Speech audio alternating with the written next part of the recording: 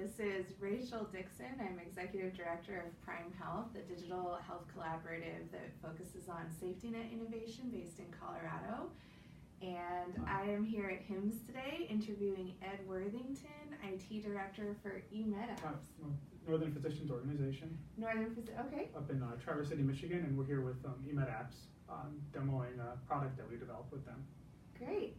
Thanks so much for joining us at this exciting HIMSS live stream interview. It's a personal first for me. Is this your first time too? It is. Well, yeah. Great. So tell us a little bit about EMED Apps and what you're doing here at HIMSS. So EMED Apps is a software vendor technology company working exclusively in healthcare, and we're a partner of theirs. We've been a client for a while, and we've developed some software with them that we're here to demo, and we've been piloting it for about a year with another group, and we're here demoing it and talking about it more. Great. What does EMED Apps do? Tell me a little bit about your product.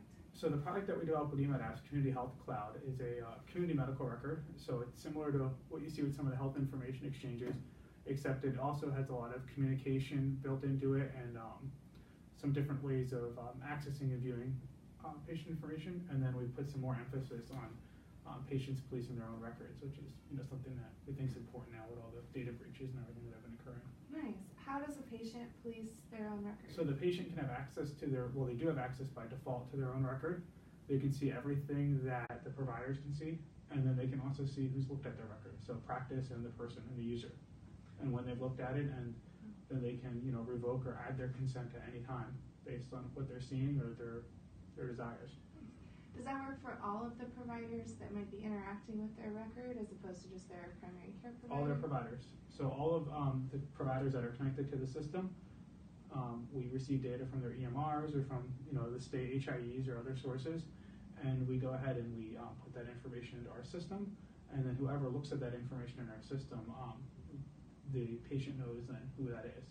So if a nurse at a certain practice or a specialty practice looks at it, they can see that. And additionally, the way the system's set up, you can only look at patients that you have a relationship with. So we get a schedule from every practice, and their patient roster comes in automatically. And so you can only access patients that are you have a relationship with, that have been registered at your practice or have an appointment scheduled or something like that. So somebody can't go in and just peruse the system and look for patients. How interesting. And you said you're already piloting it? Yes, we have about 10 practices connected in mid-Michigan, and working on another 6 to 8 this quarter that we're going to be bringing up. So we're bringing up a whole community of about 30 or 40 practices, and we've already integrated some data from the State Health Information Exchange, so they can get admission and discharge notices from about 100 some hospitals, some home health agencies, and skilled nursing facilities, and then they have that data from those from the 10 or so connected practices. Wow, that's really interesting. How long has that pilot been going on? We started a little over a year ago. We started development of the software about a year ago with the pilot. And so we worked with 4 practices, a specialty practice, 2 primary cares, and a chain of urgent cares, and kind of developed it with them in dialogue, kind of bringing them screenshots and storyboarding the system with them. And we went live back in July with those 4, and then we've brought up 6 since. So EMED App has really been designed in partnership with the provider community around what they need and what they'd like Correct. to see in terms of patient privacy and consent and record So we sharing.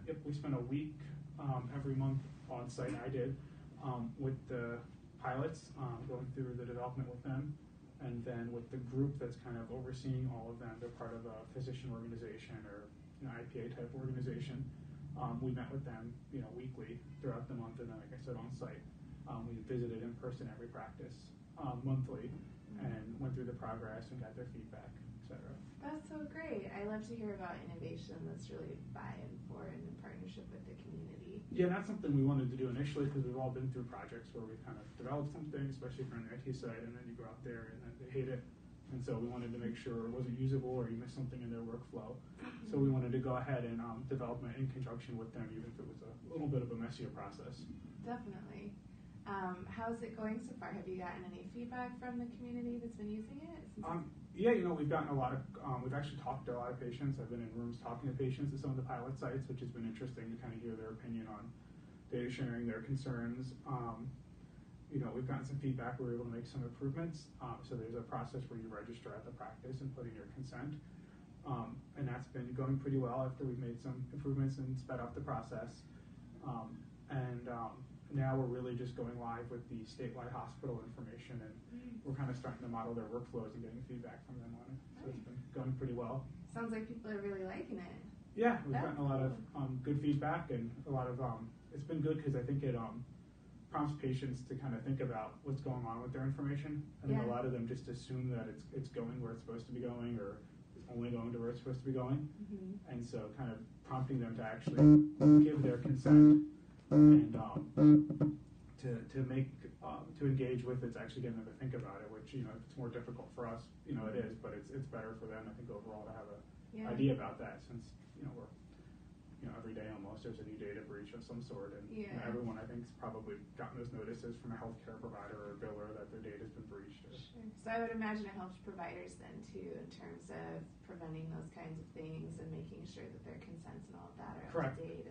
And so they have that that consent's registered right into the system. The patient sets up an account. It's kind of set up like the bank where they have their security image. So we have that extra layer of security. Great. And so you're speaking at HIMSS, right? Correct. So we have 2 demos, or 2 times where we're talking about kind of our experience with the pilots thus far and kind of what prompted us to develop it. And we're having a demo of the application as well with EMED apps. Very cool. Where can people find you if they want to learn more? We're down in booth, I think, 5183, if I'm correct. And then, sorry, I don't have that memorized, but, and we'll have 2 times. We'll be demoing that, and then I know there's some other times throughout the week where EMED apps will be demoing some other kind of interesting products they come up with. I think one with that involves some scheduling type functions with Alexa that other people might be interested in. That's if they're more interested on the consumer side. Yeah. So booth 5183 at HIMSS, and your demos are Wednesday from 12 to 1 and Thursday at 10:30. Oh no, it's 5185 is the booth. Sorry. I had it down here. I didn't see that on my note. What are you looking forward to this week at HIMSS? I think seeing a lot of some of the new things that are being developed. I know there's been a lot of talk, over the years about FHIR and the different APIs, and we're kind of starting to see that kind of hopefully hit a critical mass. It'd be interesting to see some of the innovation that's occurring there. Oh yeah. That's something we actually used.